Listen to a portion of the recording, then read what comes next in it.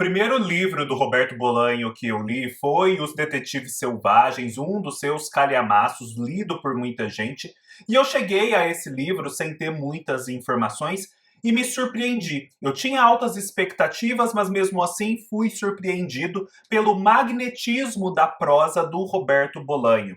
É maravilhoso porque até hoje eu não sei explicar ao certo a trama de Os Detetives Selvagens. É um livro com um final inconcluso, com uma trama que não é tão objetiva. Mesmo assim, e eu percebi isso em outros leitores que fizeram essa leitura e também gostaram, mesmo assim o leitor é envolvido pela história, pela força da narrativa e chega ao final muito satisfeito, saudoso da experiência que teve. Foi um dos melhores livros do ano em que eu o li.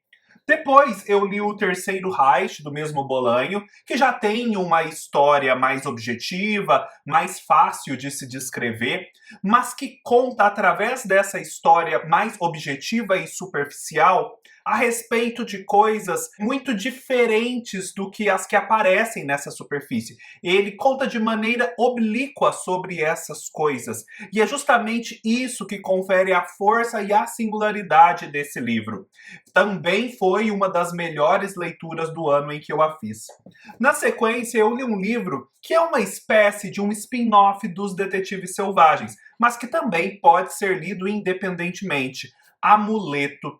Amuleto é um livro que tem uma personagem principal muito cativante, muito divertida, aquele tipo de pessoa que a gente quer conhecer e estar do lado.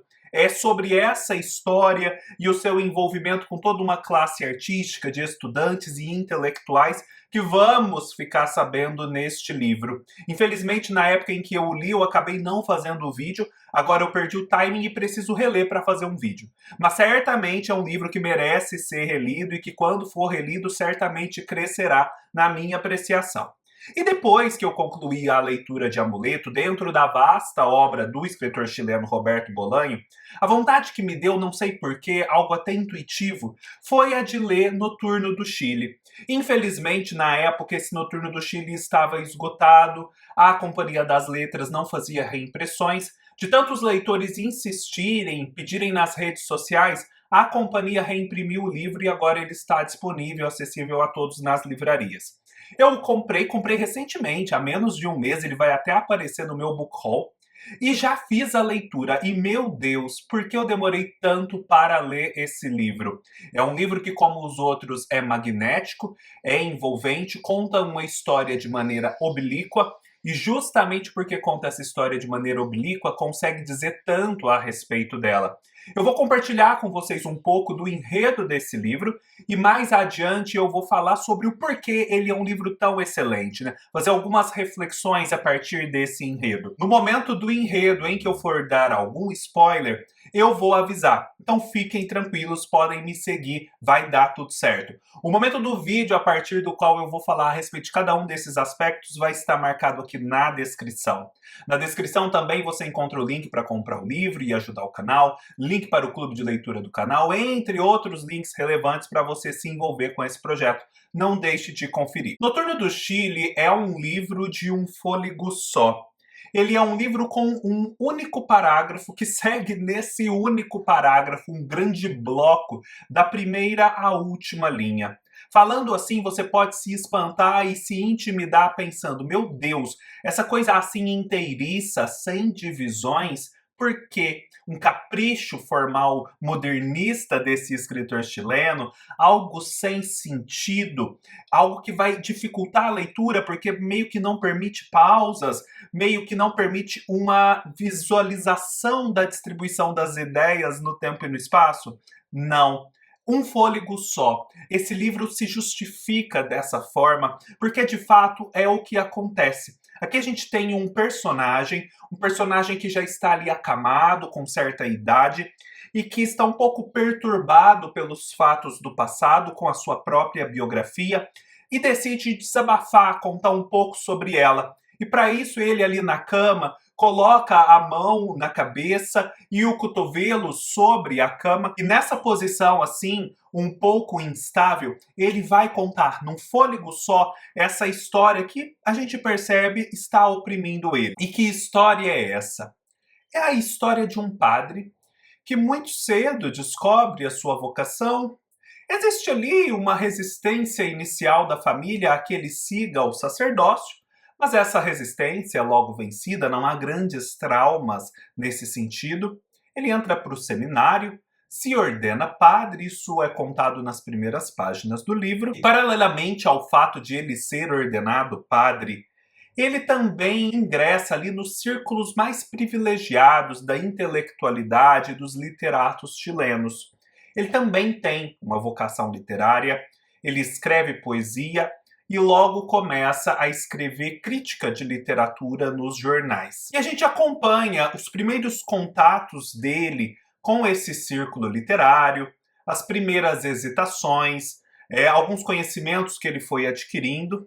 E a gente acompanha, porque é um livro que conta um pouco de uma vida inteira, como ele foi se firmando como um poeta respeitado, como ele precisou usar um pseudônimo para ser crítico literário, para distanciar um pouco a atividade do poeta do crítico, e também foi muito bem sucedido como crítico literário. E assim ele foi se consolidando como um membro desse alto círculo, dessa elite da intelectualidade chilena. Era uma geração que estava muito centrada em torno da figura do Pablo Neruda. Então, o Pablo Neruda é um personagem que aparece aqui, ainda que brevemente, com o qual o nosso protagonista vai travar contato, vai ter ali aquela hesitação inicial em conhecer alguém tão famoso. Isso coloca toda uma série de outros nomes famosos da literatura chilena dentro do livro, como parte das relações desse padre e intelectual. É um livro também interessante para a gente que conhece pouco da literatura chilena, porque ao mesmo tempo que identificamos nomes que já conhecemos, vemos outros que devemos conhecer. Então serve como um guia, como uma referência. E esse padre, então, vai desenvolvendo essa vida intelectual e sacerdotal de modo muito tranquilo. Os anos vão se passando, ele tem uma vida sociável, mas sem grandes sobressaltos. E o que a gente acompanha aqui é principalmente essa vida pessoal, essa perspectiva muito íntima do que acontecia com ele. De tal modo que existem ecos do que está acontecendo lá fora no país. Mas são apenas ecos, porque a perspectiva principal é a dessa vida privada, é a dessa intimidade, sobre a qual os acontecimentos lá de fora exercem pouca influência ou uma influência apenas indireta que não se faz sentir tão nitidamente. De uma forma muito sutil e a gente percebe depois engenhosa, o Roberto Bolanho vai inserindo alguns relatos de sonhos que o seu personagem teve, alguns delírios imaginativos, tudo de forma assim, com muito bom gosto, sem cansar o leitor, com uma narrativa toda desencontrada e onírica, tudo sem quebrar essa continuidade desse grande parágrafo que se iniciou na primeira página. Existe uma experiência muito importante para esse padre, que a determinada altura ali da sua carreira eclesiástica, alguns sujeitos muito bem relacionados, seja com a esfera eclesiástica, seja com outras esferas da sociedade, o convocam, em nome de autoridades eclesiásticas, fazer uma longa viagem pela Europa, com tudo pago. Ele vai poder estudar, ele vai poder ler, criar suas poesias, conhecer mais da Europa, contanto que ele faça um trabalho para a igreja. Existe uma preocupação com a conservação dos templos religiosos, com as construções eclesiásticas, com as igrejas, que demandam sempre muita manutenção, porque são prédios grandiosos, com obras artísticas, características arquitetônicas relevantes. Como na Europa existe também essa preocupação e há muito mais tempo, e eles estavam muito mais desenvolvidos na área da preservação desses templos, o trabalho dele é apenas ir à Europa, visitar templos e adquirir conhecimento a respeito dessas técnicas modernas de conservação. E trazer depois isso para o Chile, a fim de que a igreja no Chile possa se valer desses expedientes. E aí ele vai e relata essa viagem à Europa, ele visita vários lugares. E é muito interessante porque ele se detém sobre uma técnica em particular. Essa técnica é a da falcoaria.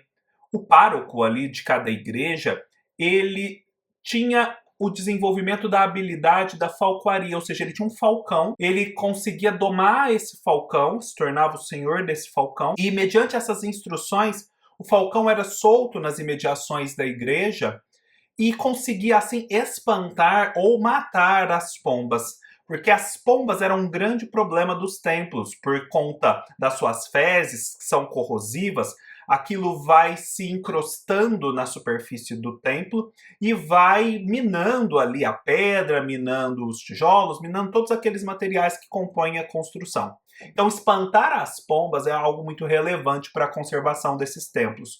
E o falcão faz isso, intimidando ou matando. Ele visita várias igrejas em vários países que têm essa técnica aplicada e é uma coisa muito interessante como o padre consegue se relacionar com o falcão e o falcão o obedece e desenvolve todo esse trabalho. Por conta desses contatos feitos nessa época, desses sujeitos muito bem relacionados, chega um momento, e aqui eu começo a dar um pouco de spoiler, ainda que muito de leve, chega um momento em que esse padre é chamado a dar aulas de marxismo a algumas autoridades. O que eu quero dizer com isso? A gente percebe, por mais que a vida privada do padre, que é pouco influenciada pelo ambiente externo, esteja em primeiro plano, que algo mudou na sociedade, que a sociedade não está tranquila no Chile. A gente percebe que a ditadura militar de Pinochet está instaurada. E ali, naquela briga contra o comunismo, contra a esquerda, o socialismo, todas essas ideias, esse alto escalão se vê sob a necessidade de aprender de fato o que é esse comunismo, o que é o marxismo, o que Marx disse, ainda que em breves lições, num curso não tão extenso. E assim, eles não podem deixar que isso seja do conhecimento geral, que esses bastiões da direita no poder estejam agora tendo aulas de marxismo. E eles não podem confiar essa tarefa, portanto, a qualquer um. E esse padre, que não tinha nenhum envolvimento direto com o regime, isso é um fato, e nem com a esquerda no Chile, também é outro fato, que esse padre estava ali numa posição isenta, digamos assim, na sociedade, pudesse dar aulas a esses dignitários do governo chileno a respeito de marxismo. Afinal, ele era um padre muito bem formado, com formação em filosofia, sociologia, um literato, um erudito. Então, ele tinha conhecimentos mínimos do que era o marxismo para poder ensinar. E aí ele se vê também sob a contingência de não ter como recusar esse convite e dar essas aulas. Como essas aulas são dadas é descrito, é muito interessante, elas são dadas à noite, com a maior discrição. Existem alguns contatos um pouco maiores com esses líderes, com o próprio Pinochet, e isso logo acaba. Isso logo acaba e ele volta para aquele mundo mais reservado, mais protegido que ele vivia. Mas a gente sabe que aquela ditadura, aquele governo continua. Por mais que ele não esteja falando contra o governo, pensando sobre aqui no livro enquanto reflexão. E aí é muito interessante porque, por mais que o regime seja opressivo, por exemplo, existe um toque de recolher à noite, as pessoas não podem circular livremente à noite, eles eram intelectuais, havia muitas recepções que se davam à noite e ali eles podiam trocar ideias, socializar, então isso está um pouco prejudicado. É uma forma de o externo afetar o mundo interno dele. Mas apesar de tudo isso, existe a casa, uma grande casa de uma senhora bem posicionada na sociedade, onde recepções são dadas até altas horas da noite e intelectuais são congregados e podem ali conversar livremente, não que eles sejam exatamente revolucionários, mas podem ali fazer as suas críticas, falar de temas que estavam sendo considerados tabus, enfim, ter um ambiente um pouco mais respirável. E ele então descreve como são essas reuniões, como ele as vive, também no final tudo muito sem sobressalto. Porém, ele até se indaga como aquilo passava sem ser visto pelo regime, sem ser questionado minimamente, sem ser impedido. Porque afinal algumas leis estavam sendo infringidas, o toque de recolher é a principal delas. Passa também esse tempo. Passa a ditadura, um novo governo se instaura. E aqui eu também continuo nos possíveis spoilers. Chega um momento em que essa vida, que foi sempre vivida tão apartadamente do mundo externo, com alguns contatos, mas mesmo assim, uma vida eminentemente privada, chega um momento em que ele descobre certos fatos sobre as pessoas com quem ele convivia, os modos pelos quais ele convivia com essas pessoas, que mostram que, na verdade, ele esteve muito mais perto do centro dos acontecimentos da ditadura e dos crimes da ditadura, da tortura e etc., do que ele poderia imaginar. E aí o leitor é levado a pensar muito enfaticamente que esse padre que agora está numa situação de saúde muito periclitante e com a necessidade de desabafar com algumas culpas na consciência, ele ficou assim justamente por conta dessas descobertas. Ele descobre que, na verdade, a vida dele tinha um aspecto público que ele não notava. Produzia consequências públicas que não estavam sob o seu controle, sob a sua percepção. E que talvez também ele tenha sido ignorante de propósito. Talvez se ele tivesse feito mais perguntas e procurado ver com maior atenção determinados aspectos, ele tivesse feito descobertas e não tivesse passado alienado ao longo de tantos anos. E o que torna esse livro, então, tão bom? Um livro excelente, 5 estrelas sem dúvida na minha avaliação. É impressionante o magnetismo, eu volto a falar sobre ele, que o Bolanho tem ao escrever uma narrativa.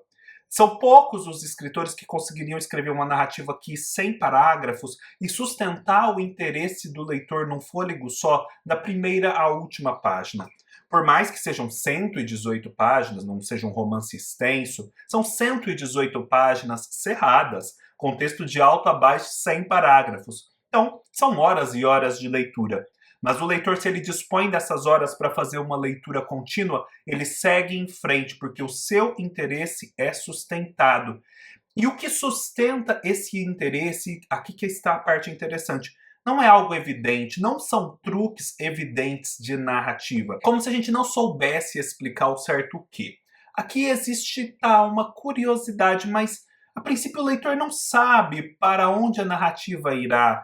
Não sabe, por exemplo, que um aspecto mais público da sociedade vai se fazer sentir na vida privada do padre. Então, é mesmo inexplicável o que sustenta a curiosidade, mas ela existe e ela move a leitura. Aqui eu penso, e já aludi a isso no início, que a narrativa num parágrafo único, como que num só fôlego, ela não é um capricho do Bolanho, não é uma invencionice só para que o livro dele seja diferente. Eu acho que ela está muito adequada à natureza do relato que é feito. Afinal de contas, esse padre está fazendo uma confidência. Uma confidência longa, mas é uma confidência possível para alguém que precisa desabafar, que está doente, que talvez não tenha tanto tempo de vida à vista e que precisa se livrar de uma culpa, talvez até de uma percepção de alguém que o persegue, de alguém que o questiona e que a gente pensa talvez não exista, talvez seja alguém na sua mente.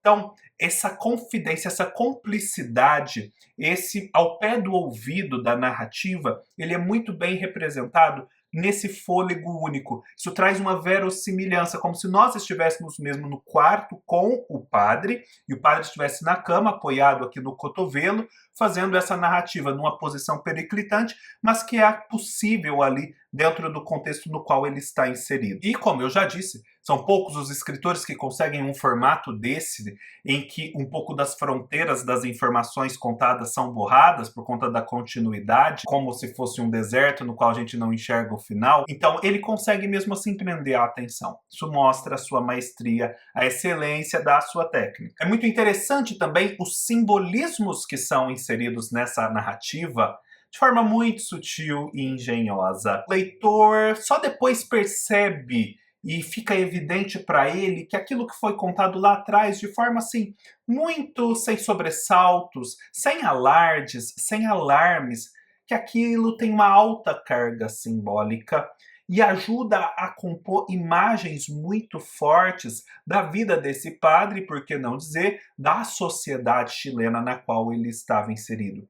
aqueles sonhos, aqueles delírios imaginativos e, na minha visão, principalmente, aquela ida à Europa e aquela aprendizagem da falcoaria, tudo isso não são episódios banais na vida de um homem que são contados. Todos eles têm uma carga simbólica, uma sugestividade que ajuda a entender mais dessa vida e de como essa vida pode ser como ela foi, com esse grau de alienação, com certos compromissos que depois se provaram espúrios. E aqui também está a chave, a capacidade do Bolanho de representar literariamente a alienação sem descaracterizá-la. Porque pensem só, o discurso sobre a alienação, quando ele é explícito, quando ele é muito objetivo e direto ao ponto, ele de certa forma comunica sim o que é a alienação, mas ele assume uma forma um pouco didática, extremamente expositiva, pouco literária e artística. Ele conta sobre um fenômeno que é um fenômeno da ignorância, da escolha em não ver ou não perceber, mas dando a perceber, contando sobre, trazendo à luz, o que é o contrário da alienação. Ou seja, para falar discursivamente a respeito da alienação, você precisa usar uma forma nada alienada, uma forma às claras, objetivo, contrário da alienação. E nisso você acaba perdendo um pouco do que é a substância desse fenômeno. Afinal de contas, você vê um retrato, mas você não entra na intimidade do fenômeno, você não participa dessa ignorância. A capacidade muito grande do Bolanho aqui é a de caracterizar, de representar, apresentar a alienação sem descaracterizá-la. Ou seja, a gente participa dessa ignorância junto com o personagem. A gente vive ela, a gente sente como é isso, porque ela vai se revelando aos poucos, ela não é explícita. Ela é sutil, só lá no final, assim como o personagem, a partir de algumas informações que são colhidas, é que você vai perceber a extensão do problema. Então, ao longo da narrativa, você consegue participar desse fenômeno e, portanto, compreendê-lo melhor. Existe associada a isso uma grande capacidade do Bolanho também de representar, de uma forma muito oblíqua, a realidade para além dos muros da casa desse sacerdote, digamos assim. E com isso ele consegue mostrar como a realidade social, que para algumas pessoas se faz sentir na pele, para outras é muito filtrada e se faz sentir de forma muito atenuada, muito amortecida. É o que acontece com o padre, a gente também participa disso. A gente participa dessa visão que é apenas a de um clarão e não a do objeto nítido em todas as suas feições. Existe uma realidade, ela ecoa, existem alguns momentos em que ela se faz sentir com maior intensidade, inclusive para o padre, e nesse sentido o Bolanho consegue imprimir um ritmo muito bom desse desconhecimento ou desse transbordamento que uma hora atinge mesmo o padre, mas logo depois recua. E ele volta para sua vidinha, ele volta para sua ignorância. Essa rarefação da informação, esse filtro do público para o privado, esse ritmo do público que só às vezes, como se fosse uma maré, encontra o privado de algumas pessoas privilegiadas, isso tudo é muito bem representado pelo Bolanho nessa narrativa. Por fim, eu acho muito importante atentar para o título do livro, Noturno do Chile. Eu acredito que aqui nesse livro, a impressão que fica ao final é que a noite aqui pode ser lida, e portanto esse noturno do título, é sob duas acepções. Existe a noite em que o mal é praticado. O grande mal, o mal em sua maior crueldade, mesmo em regimes ditatoriais que são sabidamente cruéis, ele não é praticado, a maioria das vezes, à luz do dia, ao meio-dia, no meio da praça pública. Ele é um fenômeno preponderantemente da noite, do escuro, dos quartos fechados, das casas inacessíveis, dos porões, das cavernas, dos túmulos. Ele é um fenômeno do escuro e da noite. É como no Macbeth, em que há tantas alusões ao mal que graça e ameaça na noite, aqui do mesmo modo. E esse mal também está associado à noite da percepção, à alienação, à ignorância, que é justamente uma ausência de luzes voluntária ou involuntária na percepção do que está ocorrendo em torno. É como se o personagem estivesse com os olhos vendados, fosse cego para o fenômeno, não houvesse luz que permitisse que ele enxergasse o que está acontecendo. Ou ele escolheu apagar as luzes. Isso também é uma leitura.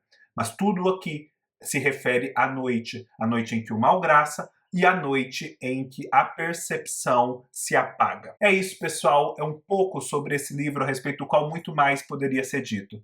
A conclusão é de que é um livro fenomenal que prova essa grande capacidade do Bolanho de tratar de um tema sem precisar ser didático, explícito, óbvio. Ele é inventivo e consegue captar com essa sua sutileza, com esse seu modo oblíquo pelas beiradas, a essência do fenômeno que está sendo retratado. Espero que tenham gostado. Se gostaram, deem o like, deixem seus comentários, se inscrevam no canal e até mais.